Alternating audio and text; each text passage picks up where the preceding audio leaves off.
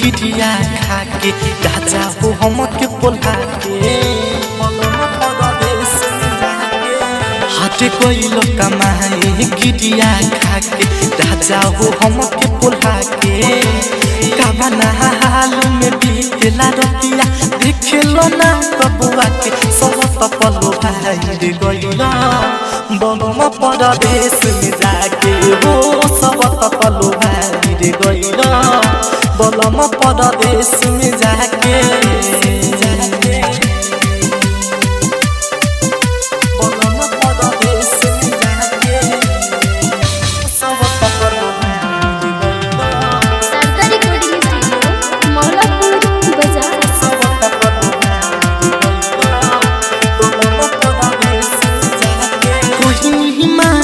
जय हो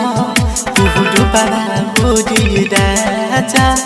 दोते दोतिया बीतला हमर कहिया भइलया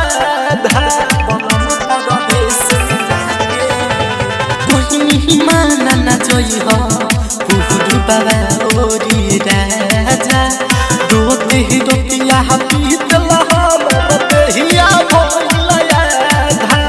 बिंदिया बहाली ओठ के लाली कहिला हमर लाला के सब पपलो भाई रे गइला बनमा परदेश में जाके हो सब पपलो भाई रे गइला बनमा परदेश में जाके बनमा परदेश में जाके सब पपलो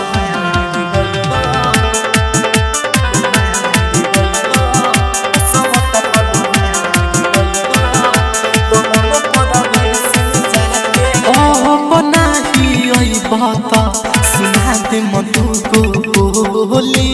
मीठू मिसाइल तोहरे चलते खाल मजहर के गोली बनमा परदेश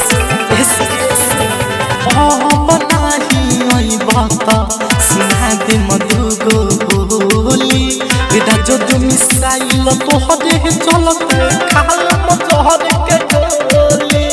भूखले सुखले रही चूड़ा गनी अपने सुतेल खाके सब पपलो भाई रे गइल डाके सब परदेश में जाके हो सब पपलो भाई रे गइल